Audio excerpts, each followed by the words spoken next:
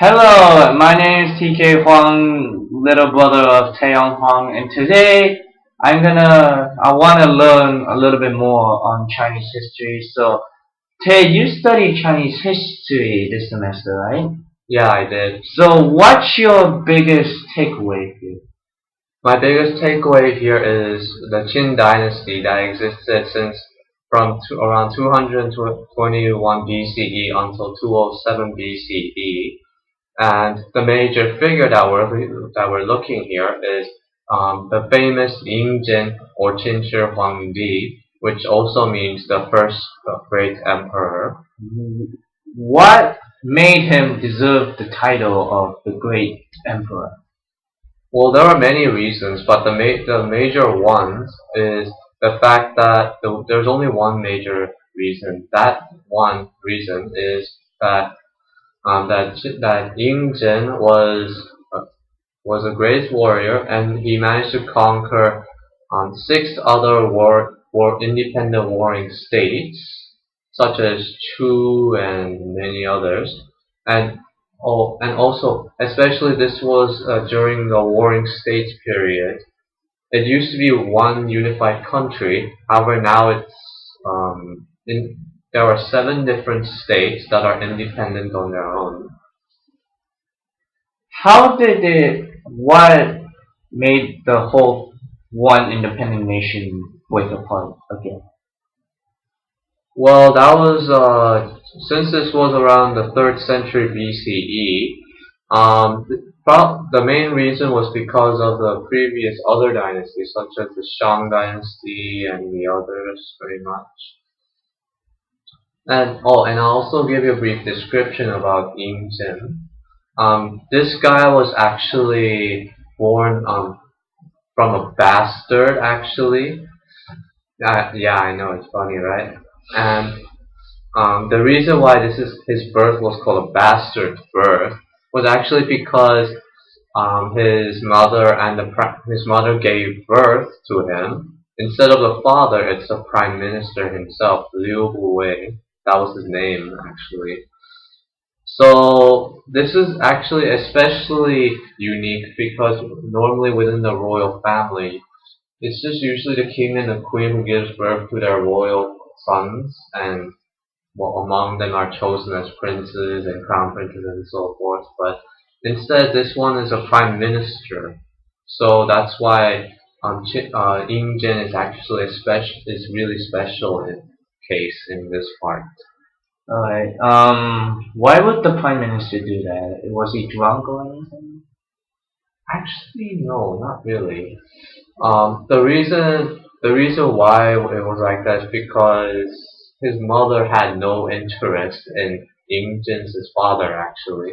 So she took a different interest into someone who has really high power and also obviously good looking appearance. So that's why it came down to the Prime Minister Liu Huwei. Alright, continue on. Oh yeah, and I should also give you a brief description of who Liu Buwei is. Actually, Liu Buwei was an excellent salesman, actually. And it's because of his excellent skills of dealing with business and economy. This is why the Ying Zhen's father granted him the position of prime minister for at least a decade during that time. A decade? Yeah. That's actually pretty long for a Prime Minister. Nah, it's actually normal that way. Oh, alright. And let's see. Oh yeah, I should also talk about his tyranny. I forgot. Do you know what tyranny normally means? Yeah, I know. For example? Like a man who shows no mercy, like he will kill everyone, he's a tyrant. Exactly. Well, if you come actually, many historians even now considers Qin Shi Huangdi as a tyrant. Why? It's because the fact that while he was trying to achieve his great plan of unifying all 7 independent states, including the state of Qin, into one country, which was eventually called China in 221 BCE. While he was conquering, he not only just executed his enemy, he also he even mercilessly killed them or even buried them alive. Oh, So wow. basically, show no mercy, just kill with instinct. Did anyone teach him this, or is just what he gained as a trait from the prime minister? I'm not 100% sure, but actually the fact that he was actually sort of bloodthirsty. Basically, he was desperately hunger for power. So that's why he actually decided for himself, to be honest. So he decided himself that mercilessly executing or burying them or killing them will not only boost the morale of his troops, and he also thinks this is the right way of being a king. Alright, so is that it? Like, Oh no, I forgot one more thing. alright. The other thing was that if you actually compare Qinshi Huangdi to other, even like nearly a century ago, actually 50 years ago, around 1949, that's when the famous Mao Zedong, he was the leader of a communist party, and he was also a hero because he saved China from countless civil wars ever since the end of World War II in 1945.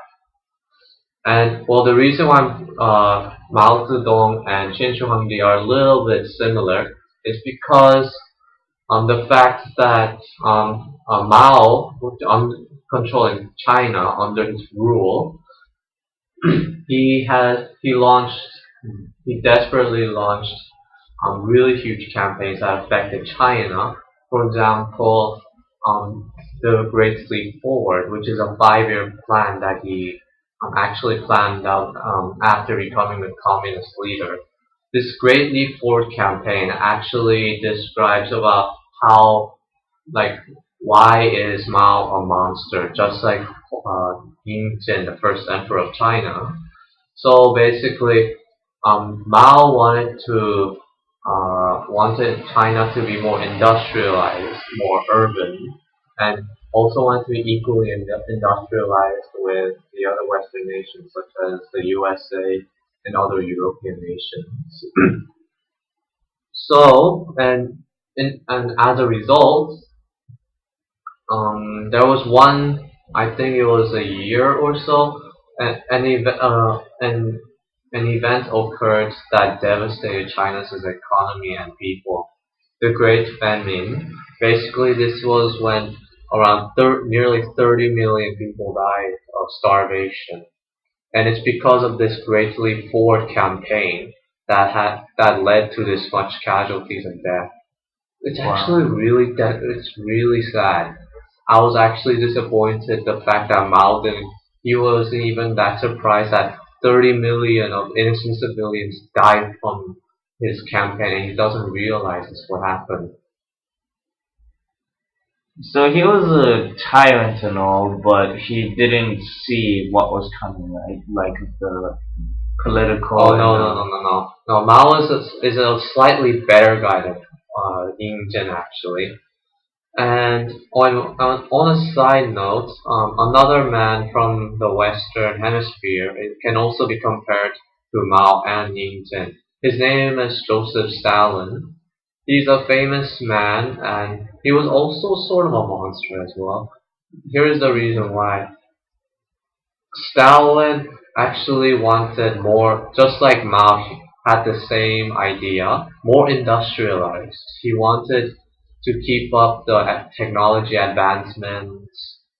So this also it didn't cause that many deaths compared to Mao's Great Leap Forward campaign, which was 30 million people dead.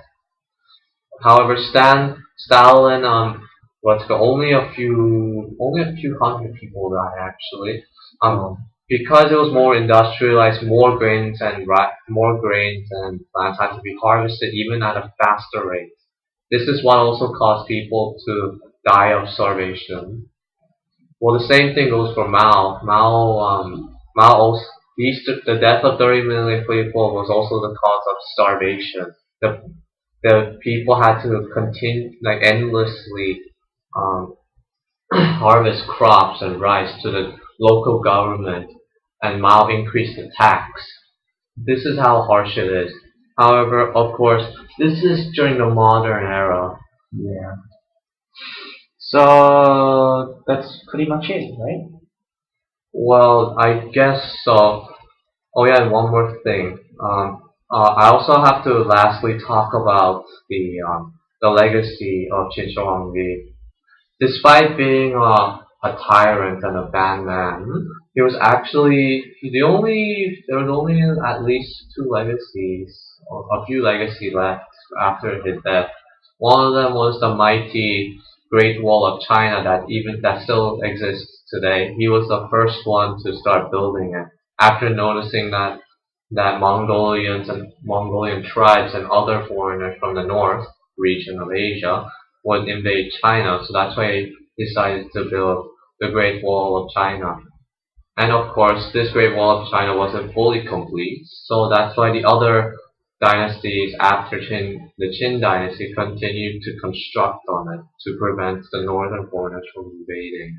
And then that's how it became so long, right? Like after all their efforts put it together to protect their nations from the foreign powers, right?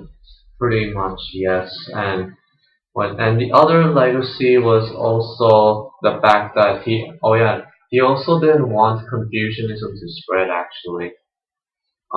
Confucianism is one of the three main religions that China believes in, the other two being Buddhism and Taoism. Um, Because he despised Confucianism so much, to prevent it widespread to all over his country, his new formed nation China, he decided to execute every Confucian politicians and other Confucian, and even burned every Confucian Analects and texts. wow, That's another fact that proves that he's a tyrant at that time. man, what a terrible man he is. But he did it for himself, right? And the nation he protects for the Well, people he tried to do it for people, except in a he more violent and bloody way. pretty much. Well, but compared to Mao and Stalin, although they also did bad things, they're still a lot way better guys compared to Yingzhen. If Yingzhen existed today, then China would actually Still, be in slight chaos, and there would be uneasiness causing the other nations in the world, and they wouldn't leave China alone if such man existed even now. man. So So yeah, thanks for sharing about Chinese history. I think I learned a lot about this first emperor, who's the tyrant of bloody man yes, that's right. during the medieval times, Not medieval. This is the Qin dynasty. or Qing dynasty. This was even before Jesus was born. Oh, Like, well, alright. yeah, this was 221 BCE. Alright. So yeah, all right. Yeah. Thanks for the interview. Yeah, no problem.